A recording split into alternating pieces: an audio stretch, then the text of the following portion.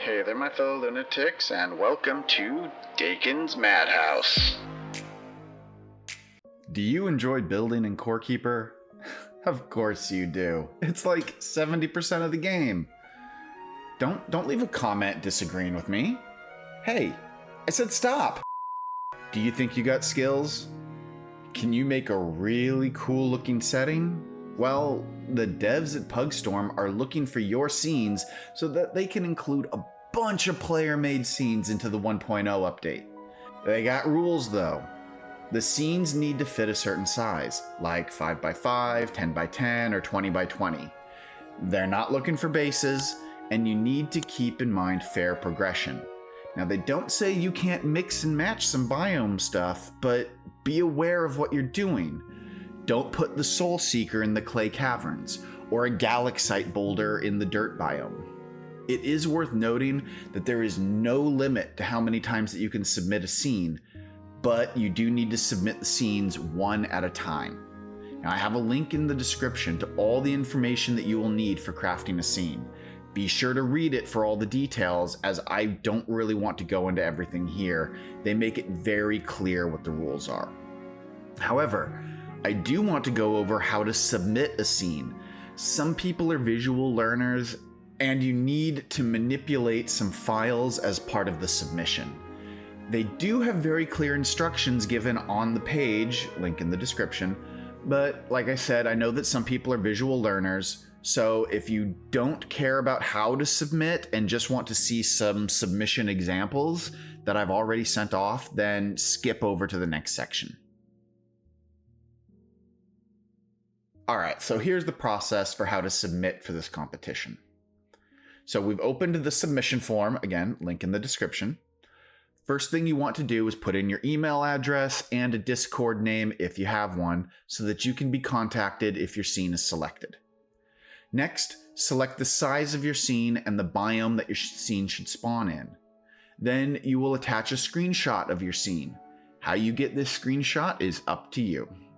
Now comes the part that can confuse some people. First, open up your Corekeeper game. Then, when you are at the Start menu, hold Ctrl and Alt and press B. This will save a zipped file onto your desktop. Double-click on the zip file. This should open it up with whatever zipping program you have installed on your computer. If you don't have one installed, then Windows should just open it up in Windows Explorer, just like this. Go to the Worlds folder. If you have multiple worlds, you will see multiple folders here. Note that the first world in this folder starts with 0. Go back to your Corekeeper game and count where your world is on the in-game world list. Remember how the first world file started with 0? Well, that means that your first world here, the one that is labeled with a 1, is really world 0. Then the next one is world 1, then world 2, etc., etc. I used Creative World for my submissions. So since that is the second world in-game, that means that in my zip file, it is world 1. Delete all of the worlds that aren't used for the scene competition. For me, I deleted everything except world 1, which is again my second world. Next, return to your browser and upload the zip file to your desktop. Go back into Corekeeper, log into the world where your scene is, and travel to the scene. Open up your map. Move your cursor to the point on the map where your character is standing and take a look at the numbers in the top right corner. These are the coordinates that you need to input next on the submission form. Once you've input those numbers, be sure to put in a name that you want to use for credit if you're selected. Check the terms and agreements box and click submit. If the submit button says please wait, that means that there is still something uploading, either the screenshot or, more likely, the world file. Wait for the upload to finish and then click submit. This competition is open until April 22nd, 2024. You can submit as many different scenes as you can create. Good luck and have fun.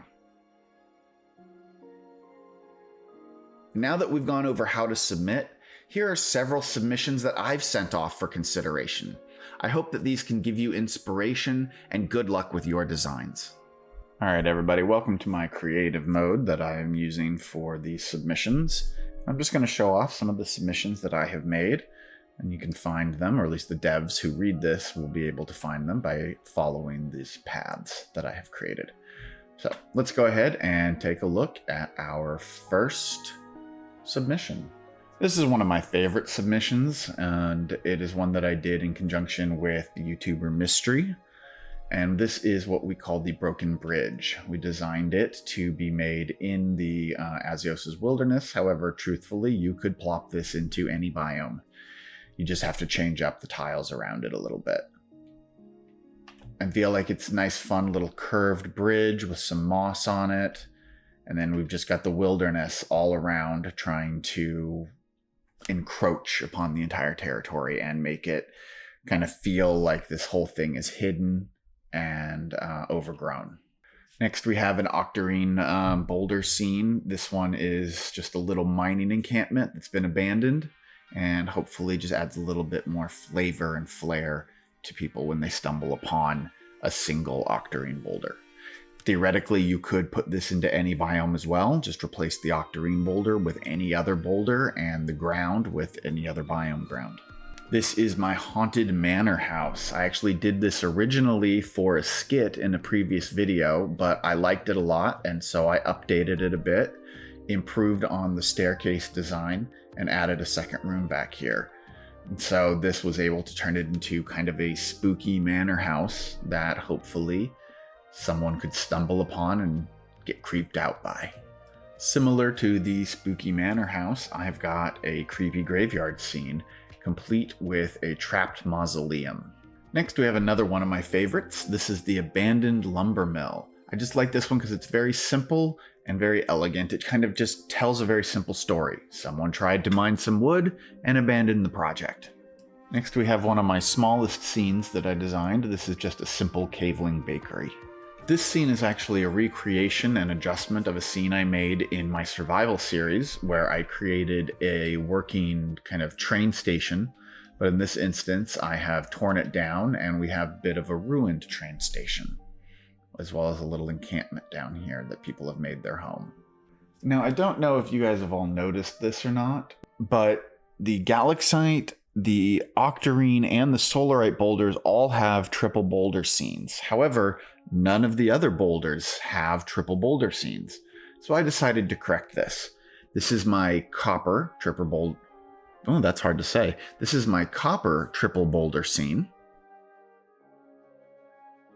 My tin triple boulder scene.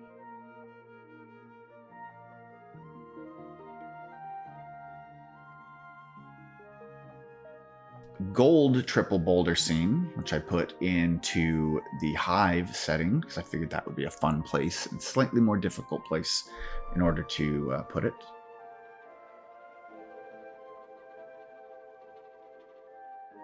Iron triple boulder scene.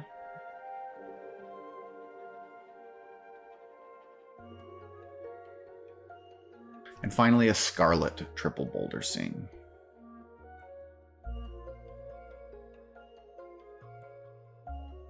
If you enjoyed the video, then I'd appreciate it if you hit that like button and be sure to subscribe for more Corekeeper content.